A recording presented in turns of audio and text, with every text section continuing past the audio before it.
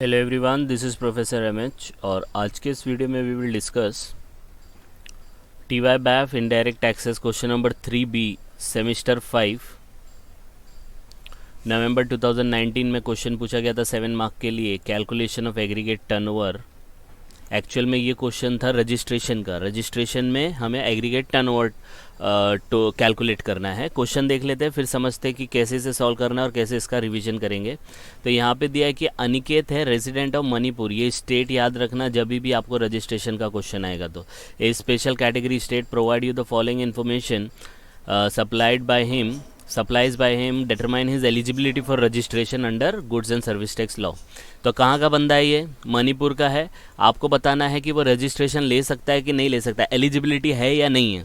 तो आपको मैं बता दूँ, रजिस्ट्रेशन के लिए दो एलिजिबिलिटी है। एक तो आप वेट करो, एक तो आप वॉलेंट्रीली ले सकते हो, या दूसरा आपको मतलब वेट करना पड़ेगा टर्नओवर के लिए।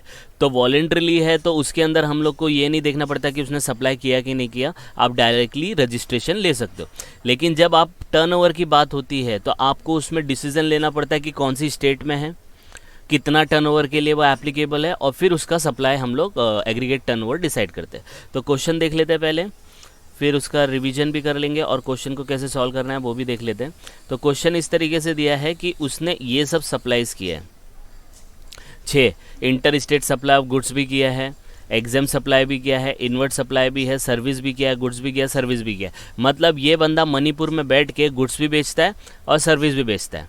आपको बताना है कि क्या वो रजिस्ट्रेशन के लिए लायबल है। तो सबसे पहला हमें यह समझना पड़ेगा कि वो लायबल कब होगा, रजिस्ट्रेशन के लिए एलिजिबल की है या नहीं है। तो कौन सी स्टेट है? मणिपुर। तो सबसे पहले हम लोग इसका ये देखेंगे, aggregate turnover limit state wise. तो स्टेट वाइज 3 पार्ट में डिवाइड है। पहला 10 लाख का लिमिट है, फिर 20 लाख का, फिर 40 लाख का। तो मणिपुर जो है वो यहाँ पड़ता है, देखो 10 लाख की लिमिट में। अब बोलेंगे सर इसे कैसे याद रखना है? तो मैंने यहाँ पे देखो एक शॉर्टकट बताया था, इसका वीडियो अलग से मैंने बना के भी रखा है, लिंक डिस्क्रिप्शन में है। MMTN make my trip to Nagaland. वहाँ जाके कोरोना चल रहा है तो मास्क लगाना पड़ेगा। और कौन चलेगा हमारे साथ? झा सर चलेंगे, फिर ऑल अदर स्टूडेंट। तो इस तरीके से याद रखना है, MMTN make my trip Manipur, Mizoram, Tripura, Nagaland. फिर मास्पोर्ट Meghalaya, Arunachal Pradesh, Sikkim, Puducherry, Uttarakhand and Telangana, Jammu and Kashmir, Himachal, Assam and all other states. तो इसमें लिमिट कैसा है? 10 लाख का लिमिट है, 20 लाख का लिमिट है, 20 और 40 का है। तो हमारा मणिपुर यहाँ पे आता है। तो आप चाहे गुड्स बेचो चाहे सर्विस बेचो, आपको 10 लाख का लिमिट देखना है। तो 10 लाख का लिमिट मतलब जब उसका एग्रीगेट टर्नओवर 10 को क्रॉस करेगा तो रजिस्ट्रेशन के लिए वो एलिजिबल है, नहीं तो रजिस्ट्रेशन लेने की ज़रूरत नहीं है। लेकिन याद रखना, सिर्फ और सिर्फ टर्नओवर मतलब सेल्स लेना है। सेल्स का दूसरा नाम सप्लाईज। चाहे वो गुड्स सप्लाई करो, देखो यहाँ पे दिया है गुड्स और सर्विस, चाहे वो गुड्स करे या सप्लाई करे या दोनों करे, उसका टर्नओवर, उसका सेल्स, उसका एग्रीगेट टर्नओवर 10 लाख के ऊपर जाना चाहिए। तो अब हम लोग क्वेश्चन देख लेते हैं। तो क्वेश्चन दिया था कुछ इस तरीके से, यहाँ पे देखो inter state supply of goods, exempt supply. अब बोलेंगे सर इसमें एग्जाम सप्लाई भी है, होली एग्जाम भी है, इनवर्ट भी है, तो कौन सा लेने का? तो इसके लिए भी मैंने एक अलग से वीडियो बनाया था। ये तो आपका स्टेट वाइज हो गया। फिर देखो एग्रीगेट टर्नओवर में क्या आता है? तो एग्रीगेट टर्नओवर में आता है value of all outward supply mean sale. जितना भी सेल्स करेंगे सब लेने का। तो चाहे वो सेल्स टैक्सेबल हो, चाहे वो सेल्स एग्जेम्प्ट हो, चाहे वो सेल्स एक्सपोर्ट का हो, चाहे वो सेल इंटर स्टेट का हो। इंटर स्टेट में याद रखने का सेम पैन नंबर का ही होना चाहिए। मतलब मिस्टर ए अगर मुंबई में है तो वो जो सेल कर रहा है इंटर स्टेट दिल्ली में, तो जिस किसी को भी कर रहा है, मतलब जहाँ पे वो कर रहा है वहाँ पे भी सेम पैन होना चाहिए जो ए का महाराष्ट्र में है। ठीक है। तो ये सब इन शॉर्ट जितने भी सेल्स होंगे सबको इंक्लूड करने का। एक्सक्लूड क्या नहीं करने का? एक्सक्लूड करना है जीएसटी को, अगर जीएसटी इंक्लूड है, compensation cess, value of inward supply अगर है तो on which tax is payable on reverse charge. इन सब चीज़ों को एग्रीगेट टर्नओवर में मत लो, बाकी सबको टोटल करो और चेक करो कि अपना टर्नओवर 10 लाख को क्रॉस कर रहा है क्या। अगर 10 लाख को क्रॉस कर रहा है तो वो रजिस्ट्रेशन के लिए लायबल है। आ रही है बात समझ में? देखो रिवीजन भी हो गया और हम लोग क्वेश्चन की तरफ बढ़ते हैं अभी। तो क्वेश्चन हमारा कुछ इस तरीके से दिया है,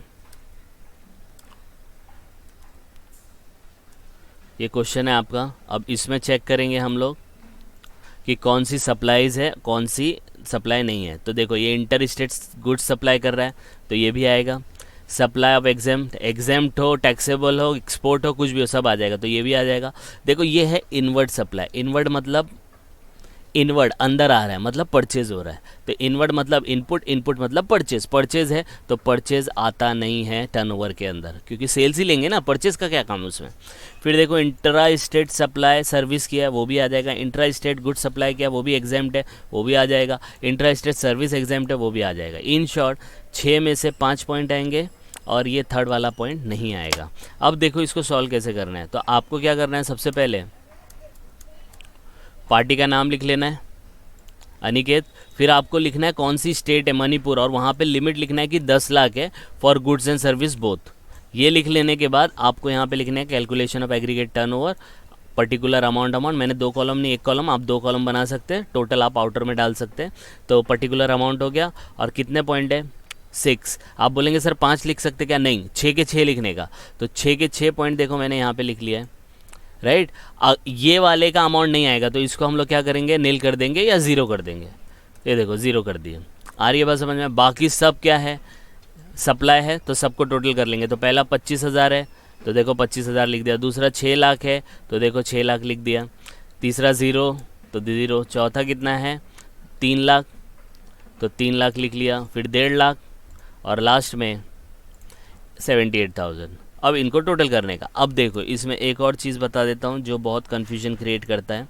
यहाँ पे एक वर्ड आया एक्सक्लूसिव। एक्सक्लूसिव आया तो कोई मसला नहीं है, लेकिन अगर यही चीज़ में इंक्लूसिव दिया होता तो आपको पता है ना एग्रीगेट टर्नओवर के अंदर हम लोग क्या चीज़ एक्सक्लूड करते हैं, जीएसटी एक्सक्लूड करते कि नहीं करते। तो अगर वो इंक्लूडिंग होता, ये एक्सक्लूसिव दिया है तो कोई प्रॉब्लम नहीं, इंक्लूडिंग होता तो 18% इसमें से माइनस करते और फिर अमाउंट लिखते। प्रीवियस वीडियो में मैंने एक्सप्लेन किया था लेकिन यहाँ पे आया तो मैंने फिर बता दिया, तो आप इस चीज़ को ध्यान रखना, ठीक है। अब इसको क्या करेंगे, टोटल करेंगे। टोटल आपका आता है 11,53,000। इसको हम लोग बोलेंगे एग्रीगेट टर्नओवर। अब ये 11,53,000 जो आया है इसको चेक करो आप, कितना लिमिट है उसका। मणिपुर में 10 लाख है, क्या 10 लाख को क्रॉस कर रहा है, यस 10 लाख को क्रॉस कर रहा है। Therefore he is liable for registration. तो नीचे जाना है, आपको एक लाइन लिखनी है और उसमें लिखना है मिस्टर क्या नाम है, Aniket is liable for registration because his aggregate turnover is exceeding ₹10 lakhs। आ रही है बात समझ में। तो यहाँ पे जाके आपको पूरा 7 मार्क्स मिल जाएगा, ठीक है। तो इस तरीके से सॉल्व करना है। तो ये 7 मार्क के लिए आया था, बहुत सिंपल है। प्लस हम लोग ने इसमें रिवीजन भी करके देख लिया तो हम लोग को इसमें कोई भी कन्फ्यूजन अब नहीं लगता है, राइट। आ रही बात समझ में। तो आप इसको गो थ्रू करो। कुछ अभी भी लगता है कि आपको टॉपिक नहीं समझ में आया तो आप कमेंट करके बता सकते हैं, जिसको हम लोग नेक्स्ट वीडियो में इनकॉर्पोरेट कर देंगे। तो प्लीज़ गो थ्रू इट। कुछ डाउट आएगा तो please comment and please like and subscribe for more videos. Thank you.